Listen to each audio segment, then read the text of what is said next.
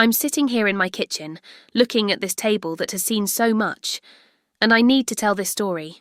I really do. Because there are some things in life that, if you don't speak them, they rot inside you like spoiled fruit. It was on a Monday in March. I remember because it was the day I always did my big grocery shopping, the one that would last the whole week. Mark had come home from work with that same face.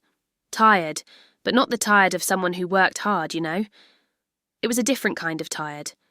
A tired that I couldn't yet name, but that had been living in our house for months, right alongside us. Before I continue, tell me in the comments which city you're listening to this story from, and subscribe to this channel, because there's a new story every day. It's all drama, emotion, and truth. The kind that seems like lies, but isn't. That day, I had decided to make his famous pulled beef casserole, the special one, the one that took 3 hours to prepare, where I shredded the meat by hand, one piece at a time, seasoned with the kind of love that only 15 years of marriage teaches you. It had been his favourite dish forever. Since when we were dating and I made it at my mother's house, he always said it was the best in the world. But when he tasted it that night, my God, his reaction froze me inside. "Wow, Emily," he said, and his eyes lit up in a way I hadn't seen in years. "What different seasoning did you put in this? It's incredible, I don't know, it has a taste I've never experienced before." I stopped with the spoon in mid-air. I looked at him, then at the plate, then back at him again. "Different how, Mark? I made it the same way I always do." No, there's something extra, some new seasoning. It's really good, seriously. Really, really good." And he continued, eating with a hunger I hadn't seen in him for ages. But it wasn't just hunger for food, understand? It was like he was tasting a good memory, a pleasant recollection. And that gave me a knot in my stomach that I couldn't explain. Tyler, my oldest. Son was on his phone and barely touched his plate. Normal for his age. But Jason, the youngest, ate normally and said it was good, but without all the drama his father was making. "Mom, Dad's acting weird today," he whispered to me when he got up to get some water, and he really was. Mark continued, praising the dish throughout dinner, saying things like, "Wow, I've missed food like this, and you should make this more often." People. 15 years making the same dish, always the same way, and suddenly he discovers a new seasoning, a different recipe. This made no sense in my head. That night I couldn't sleep. I kept tossing in bed, trying to understand what had happened. Mark slept peacefully beside me, snoring softly as always, but I lay staring at the ceiling until early morning, with that awful feeling that something was very wrong.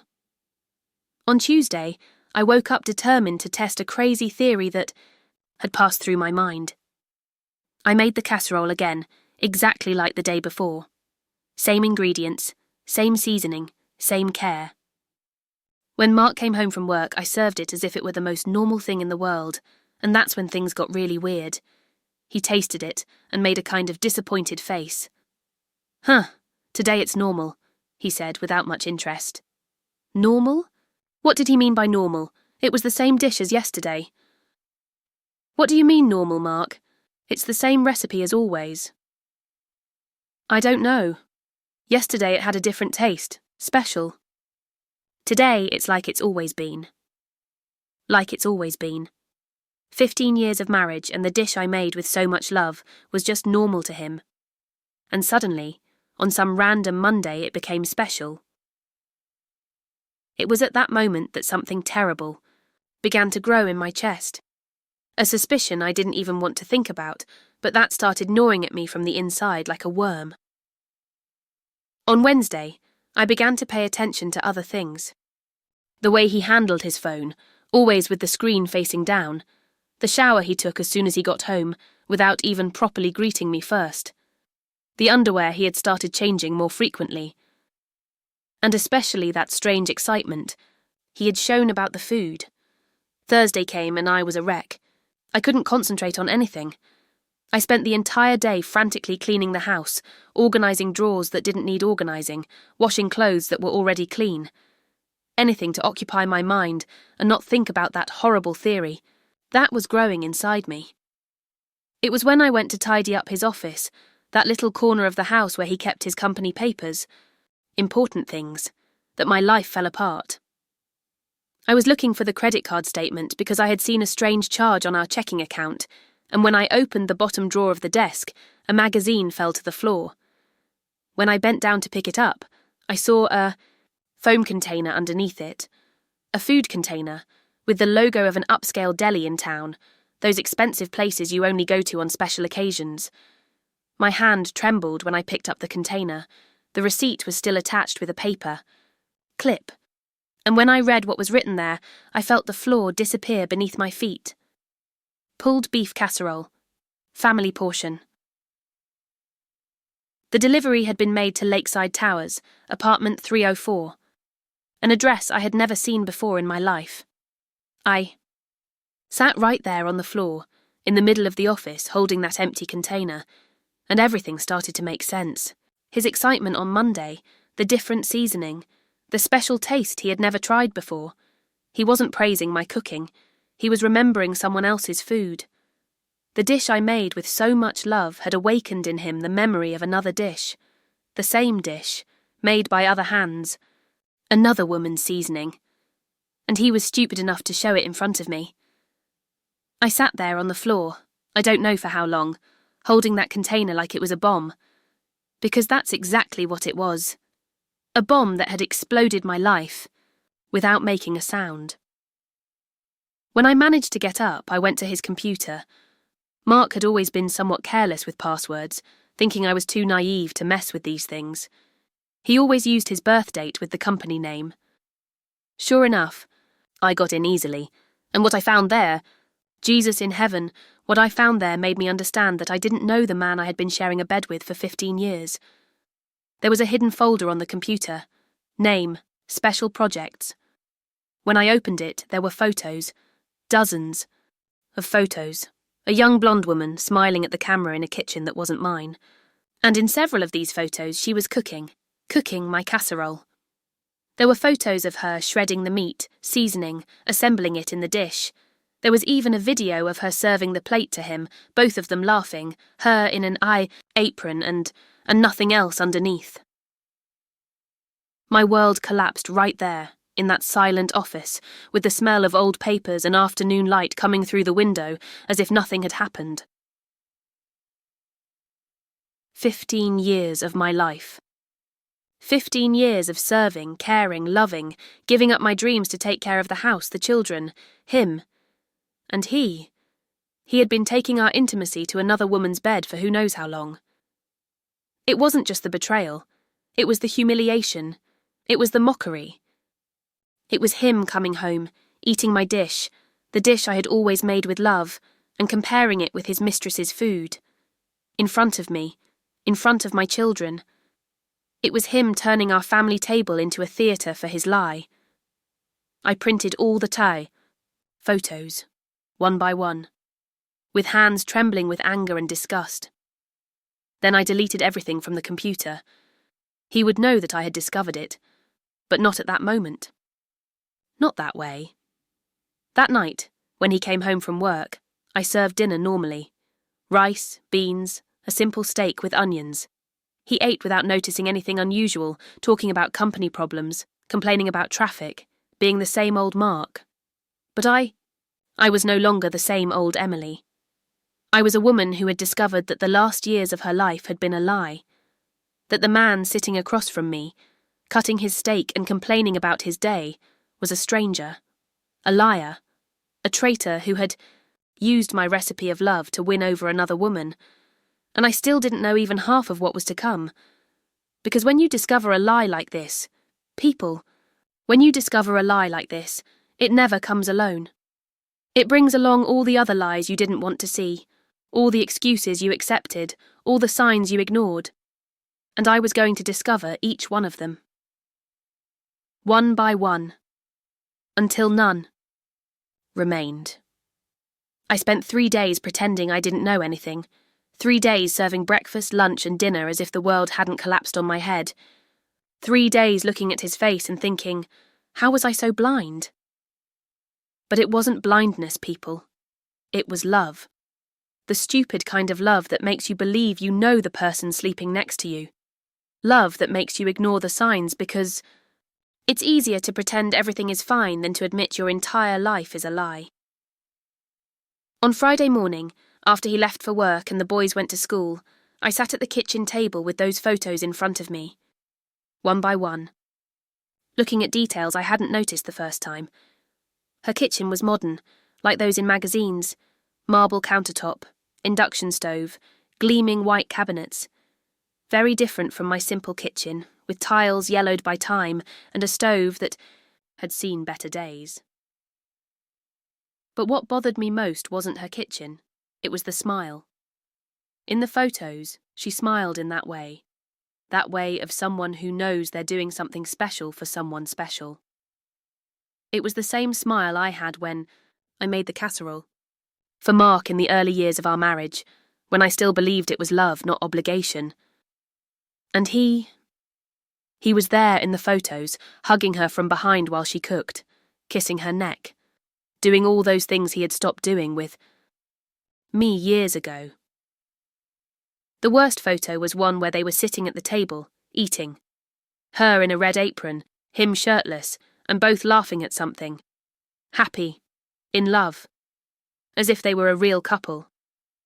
And it was at that moment that I understood. It wasn't just sex. It wasn't just an adventure. It was a relationship. A relationship where she cooked for him, where they shared intimate moments, where he probably badmouthed me. Emily doesn't know how to season properly, I imagine him saying. You do it so much better, honey. How disgusting, people. How disgusting. To imagine him talking about me like that, while eating the food I made every day with so much care. That's when the phone rang. It was Nancy, my sister-in-law. Mark's sister, who had always been somewhat snobbish, but who I tolerated because family is family, right? Hi, Emily. How are you? Is Mark there? No, he's at work. Why? Oh, it's just that I saw him yesterday at Westfield Mall, but he didn't see me. He was with a very pretty blonde, both holding hands. They looked like a couple of lovebirds. My blood froze. What do you mean, Nancy? Well, I thought you knew. I figured she was some work colleague or something. But they were quite intimate. You know, she even picked out clothes for him at a men's store. I thought it was strange, but... She continued talking, but I couldn't hear any more. My head was buzzing. They were walking together in public, at the mall in our town, where anyone could see. The humiliation was greater than I had imagined. Emily, are you there? Yes, Nancy. Thanks for telling me. Sorry if I said something I shouldn't have. No, you did the right thing. I hung up the phone and stood there, motionless in the kitchen, listening to the sound of the refrigerator and the wall clock. Sounds of normal life, of routine that continued even as my world was crumbling. That's when I had an idea. If he wanted to play this game, I would play too, but my way. I picked up the phone and called Jill's salon, where I got my hair cut. Jill, it's Emily. Do you have time this afternoon? I want to completely change my look. My goodness, Emily. What? A surprise, of course I do. What are you thinking? Cut it really short and dye it blonde. On the other end of the line, silence. Are you sure, honey? You have such beautiful hair. I'm sure. And I also want to get my nails done, eyebrows, all those things. I need to feel beautiful again. Ah, I see. Trouble at home? Jill. Had always been the type to ask directly, and I liked that about her. You could say that. Then come on over, we're going to make you a diva. I spent the afternoon at the salon, cut almost 12 inches of hair, dyed it a golden blonde that I'd never had the courage to try, did my nails in bright red, plucked my eyebrows in a shape that accentuated my eyes. When I looked in the mirror, I didn't recognise the woman who was there. It was me, but a version I had buried years ago. A version I had lost amid diapers, homework, family dinners, and sleepless nights caring. For sick children, It was the Emily that existed before Mark. Wow, Emily! Jill was amazed. You look 10 years younger. Mark will go crazy when he sees you. That's the plan, I replied, and she laughed, thinking it was a joke. On the way home, I stopped at a clothing store, bought a tight black dress, the kind I hadn't worn in years because it wasn't appropriate for a mother, bought red lingerie, high heels, new makeup. When I got home, the boys hadn't returned from school yet. Perfect. I took a long shower, got all dressed up, and waited. Mark arrived at 6:30 as usual. Came in through the kitchen door saying hi distractedly, looking at his phone. When he raised his eyes and saw me, he almost dropped his work bag on the floor. Emily, what happened to you? You like it? I decided to take better care of myself. He kept looking at me in a strange way, as if he didn't know what to say, as if he was seeing an apparition. You look very different. Different how? I don't know. Beautiful. You look beautiful. When was the last time he had called me beautiful? I couldn't even remember anymore. Thank you, I'm glad you noticed. I served dinner at a table I had set with more care than usual. Nice tablecloth, candles, wine glasses. The boys found it a little strange, but ate normally. Mark couldn't take his eyes off me. After dinner, when the children went to their room to do homework, he came close to me in the kitchen. Emily, what's going on? You haven't done this in years. Done what? Get dressed up like this. Set a nice table. Are you celebrating something? I looked deep into his eyes. Our dating anniversary was last week, remember? You forgot, but I didn't. His face changed. He looked embarrassed, like a child caught misbehaving. Oh, yeah. I'm sorry, Emily. I've been kind of busy at work and... It's okay, I interrupted. I understand. Work has been demanding, right? A lot of meetings, many new clients. Yes, exactly. Especially on Thursdays, right? You always come home later on Thursdays. He looked at me with an expression I couldn't decipher. Suspicious? Nervous? Yeah, sometimes I have meetings until later. Lee. I had checked his schedule on the computer. Thursday was the day he didn't have any appointments scheduled at the company. I imagine. Must be tiring. That night, he tried to kiss me in bed. After months of showing no interest, suddenly he was interested, just because I had changed my look? Or was it guilt? I let him kiss me, touch me. But it was as if I was someone else there, watching that scene from outside. As if the real Emily had left her body and was observing a stranger making love to her cheating husband. On Saturday morning, I woke up determined. Today, I was going to discover more things. I told Mark I was going to visit my mother and wouldn't be back until evening. He acted strange, asked if I wanted him to come along. No need, you stay with the boys, take the chance to rest. But I didn't go to my mother's house. I went to Lakeside Towers. Apartment 304. The building was one of those new ones, full of glass balconies and electronic doormen. Upper middle class, very different from our simple house in the older neighbourhood. I sat there in front, in the ESA car, watching. I wasn't sure what I was doing there. What did I expect to find? That's when I saw her coming out, the blonde from the photos. She was younger than I had imagined. About 25, 30 at most. Pretty in that artificial way, but pretty. Straight, shiny hair, gym body, designer clothes. Everything I was not anymore.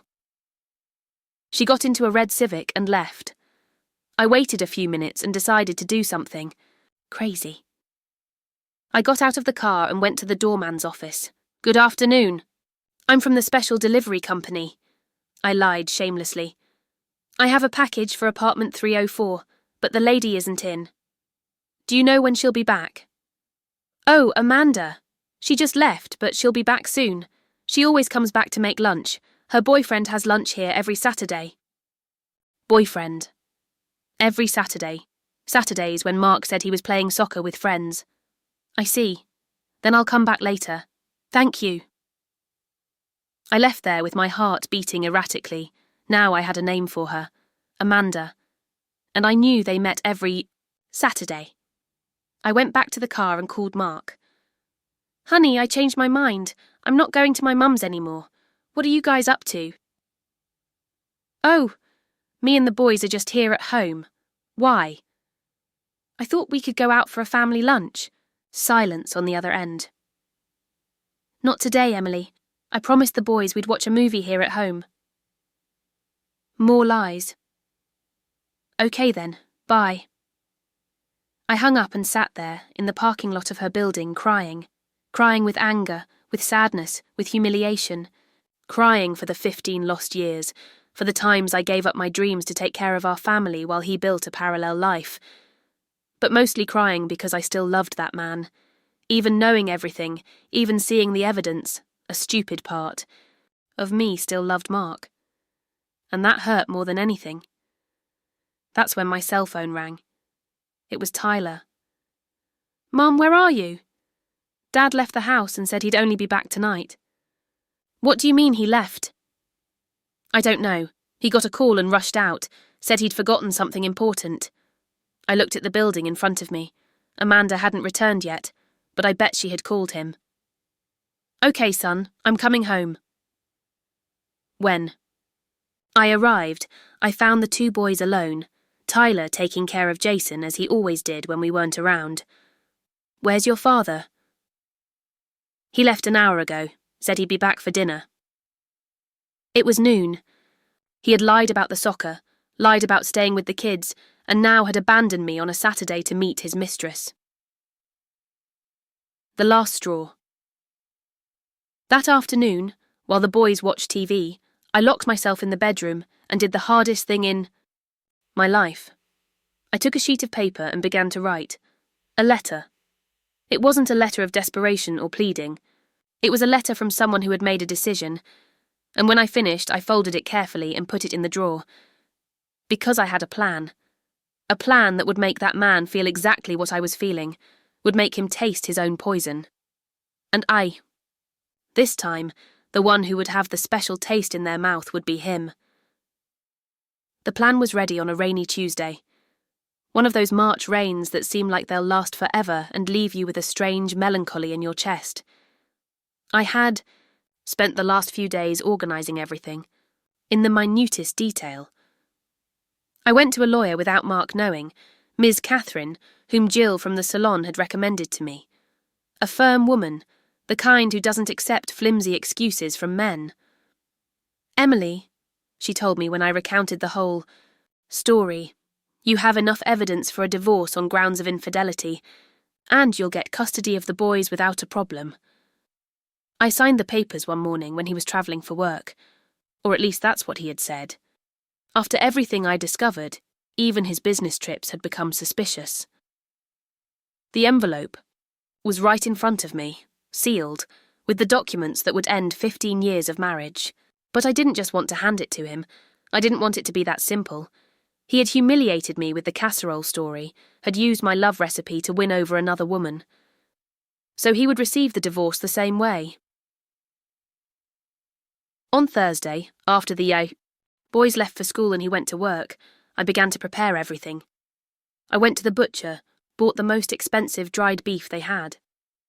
I spent the entire morning shredding, seasoning, making that casserole with all the care I had always put into it. But this time there was an extra ingredient. I placed the envelope right in the middle of the dish, underneath the layer of mashed potatoes. Covered it with aluminum foil, made everything look nice. From the outside, it looked like the same old casserole, the one he loved so much, the one I now knew he compared with his mistress's. I wrote a little note and stuck it on the say, aluminum foil. The real seasoning is in the truth you swallow without chewing. When he came home from work that night, I was dressed up again, hair loose, makeup carefully done, nice dress. I had set the table as if it were a special occasion. Wow, what a delicious smell, he said, entering the kitchen. Is that casserole? Yes. It is. I thought you deserved a surprise. His eyes lit up in that way that I now knew what it meant. He was remembering Amanda. The boys came home from school and we ate like a normal family. I pretended interest in Jason's stories about physical education class, listened to Tyler complaining about his math test. Mark talked about work, inventing meetings that I knew didn't exist, all very normal, all very much a lie. You outdid yourself today, Emily, he said when he tasted the casserole. It's perfect. I'm glad you liked it. Eat plenty. He served himself twice, praised every bite. And there I was, watching him eat with pleasure, knowing that within a few minutes his life would turn upside down. It was when he reached the middle of the dish that his spoon hit something. Huh, what's this down here? My heart started beating, faster. I don't know, honey. Take a look. He dug a little deeper and found the envelope, pulled it out of the food, all dirty with sauce and mashed potatoes. What is this, Emily? Open it and see. The boys stopped eating and stared, Tyler with a strange look, as if he knew something bad was about to happen. Jason just curious. Mark cleaned the envelope with his napkin and opened it. When he saw the papers, the colour drained from his face. Emily, what is this? Divorce papers, already signed by me. The silence that fell on that table was deafening. The boys were petrified. Mark stood holding the papers with trembling hands. You're crazy. What's this about? The story of a woman who discovered that her husband has been eating casserole in another house. He went pale. Completely pale. I don't know what you're talking about. No? Then let me refresh your memory. I got up from the table and fetched the folder I had prepared, with all the photos I had printed. One by one I spread them on the table right in front of him. Amanda cooking, the two of them hugging in her kitchen. Apartment 304, the deli receipt. Remember now? People. The face of that man was the most pathetic thing I've ever seen in my life. He stood looking at the photos as if they were aliens, trying to invent some excuse, some explanation. Emily, I can explain. No, you can't. 15 years of marriage, Mark. 15 years of me taking care of you, our children, our home. Giving up my dreams to keep this family standing. And you using my recipe to win over some little slut. Don't talk about her like that. The words came out of his mouth before he could think, and that's when I was sure it wasn't just sex. He was in love with the bitch. Don't talk like that. What is she then? Your girlfriend? Your fiancé? Mum. Jason started crying. What's happening? What's happening, my son, is that your father has two families. Tyler didn't say anything. He just kept looking at his father with an expression I couldn't decipher. But there was something there, something that wasn't surprise. Tyler, take your brother to the bedroom, I said. No, Mark shouted. The boys aren't going anywhere. This is adult business. Adult business is what you've been doing in Amanda's apartment every Saturday, isn't it? He swallowed hard. He knew I had discovered everything. How did you follow me? I didn't need to follow you. You're so stupid that you left all the evidence on the home computer. That's when he exploded. Stupid? I'm stupid? You want to know why I sought out another woman, Emily? Because you turned into a boring housewife, because you can't even maintain an interesting conversation, because all you know how to do is complain and take care of the house. His words hit me like a punch to the stomach. But at the same time, they gave me a strength I didn't know I had. So that's what you told her, right? That your wife is boring? That I don't know how to talk? And she, poor thing, understands you better. She makes me happy, Emily. In a way that you can't anymore. Mum. Jason was sobbing now. Stop, please. But it was too late to stop. 15 years of resentment, of silent contempt, of swallowed humiliation were all coming out at once. Then go be happy with her, Mark. Because with me, it's over. He got up from the table, threw the papers on the floor. You won't be able to take my children away from me, Emily. I'll fight. Fight with what? With the photos of your mistress? With the lies you told? With the money from our account that you spent on her? Because I had discovered that too. The suspicious withdrawals from the checking account, expensive dinners, gifts, even the rent for her apartment. He was bankrolling the slut's life with our family's money. My lawyer will destroy you, I continued, and everyone in this town will know what kind of man you are. Mum, stop! Now it was Tyler who shouted, Stop this! We all looked at him. He was standing, fists clenched, face red with anger. Stop this, for God's sake! Tyler! No, Mom. Enough. You think I didn't know? That I'm blind? The world stopped. What do you mean you knew? I've known for months. Months. I saw him going out with her at the mall, saw the messages on his phone when he left it unlocked. I know everything. My legs weakened. I had to hold on to the table. And why didn't you tell me? Because I didn't want this to end. He was shouting now, crying. Because I wanted you to stay together. Because I didn't want to see you suffering. Like this. Mark's betrayal had been painful, but discovering that my own son knew and didn't tell me, that was devastating. Tyler, how could you? I tried to talk to him. He pointed at his father. Told him he had to end it with her, that it would destroy our family, but he said it was complicated, that I wouldn't understand. I looked at Mark. He had his head down like a coward. You involved our son in this. I didn't involve anyone. He just saw. And you asked him to keep quiet, to lie to me. I asked him to give me time to sort things out. Sort things out? Months, Mark, months. And what was the resolution? Continue living this farce while you increased your footprint with the slut? Jason was huddled in his chair, covering his ears. My baby watching the family fall apart like this in front of him. Enough, I said, more to myself than to them. Enough of this charade. I picked up the photos from the table and threw everything in the trash. You have 3 days to leave. The house, Mark. Take your things and go live with your girlfriend. Emily, you can't. Yes, I can. The house is in my name too, and I'll get a restraining order if you don't leave willingly. He looked at me as if he couldn't believe what he was hearing. You've changed, he said. You're not the Emily I knew. That's right. The Emily you knew died the day she discovered her husband prefers another woman's cooking. That night, after he left slamming the door, I was alone with the boys. Jason went to bed crying. Tyler locked himself in his room and wouldn't talk to me. I knew I had done the right thing. But why did it hurt so much?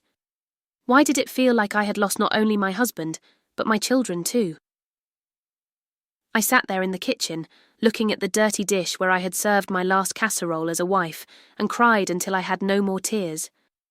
But even while crying, I knew I wouldn't go back, because for the first time in 15 years I had respected myself. And that, people, that is priceless. The next day began what I call the social tsunami. The news spread through town like wildfire in dry straw. Nancy, the gossipy sister-in-law, must have called half the world. Jill from the salon also helped spread it. And, in a matter of hours, everyone knew that the model marriage of the Johnsons had ended in scandal. The reactions were varied. Some people supported me, said I did the right thing, but many more people judged me. She didn't know how to keep her husband. A woman who only gets fixed up after discovering cheating has already lost the war. Poor Mark. She exposed him like that. The worst of all was my mother-in-law. Mrs. Barbara showed up at my door Saturday morning with that face of someone coming to scold me. Emily, what is this shame you've brought on my son? What shame, Mrs. Barbara? The shame of discovering he has a mistress. That's a man thing. You should have closed your eyes and played dumb. Now you've spread it to the four winds, humiliated him in the entire town. He humiliated himself. You. Didn't know how to be a woman. If you had taken better care of yourself, given him more attention. That's when I lost my patience. You know what, Mrs. Barbara? Your son is a scoundrel, a liar, a man who used 15 years of my life to pretend to be an exemplary husband while building another relationship behind my back. And if you think that's normal, that's your problem. She was dumbfounded. Never, in 15 years, had I responded to her like that. How dare you speak that way about my son? The audacity is what your son did to me and my children. Now please leave my house. This house is also Mark's. Not anymore. The divorce papers have already been filed. She left huffing like a bull, saying she would tell her son how disrespectful I had been. As if I cared. But life was far from returning to normal. The boys were suffering at school. Jason came home downcast, said his classmates kept asking about his father. Tyler was growing more distant from me every day. One night, I tried to talk to him. Son, we need to talk about all this. I have nothing to say to you. Tyler, I know you're angry with me. Angry? I'm disappointed, Mum, very disappointed. Why? Because I got divorced. Because you humiliated my father in front of the entire town.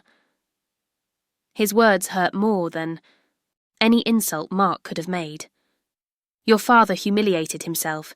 You could have resolved this at home, in private, but no, you had to make a scene. The scene was him cheating on me for months. Everyone cheats, Mom, everyone. At least he took care of us, paid the bills, was a good father. Was he? Is a good father someone who lies to his children? Who uses you to hide his cheating? He went quiet. Tyler, I know you love your father, and that's okay. He's still your father. But our relationship as a couple is over, and there's no going back. I hate you, he said, and went up to his room. I stood there alone in the living room, feeling like I had lost everything. My husband, my marriage, and now it seemed I had lost my son too. But deep down, I knew I had done the right thing. Even if it hurt. Even if it seemed like the whole world was against me. Because for the first time in my life, I had chosen to respect myself.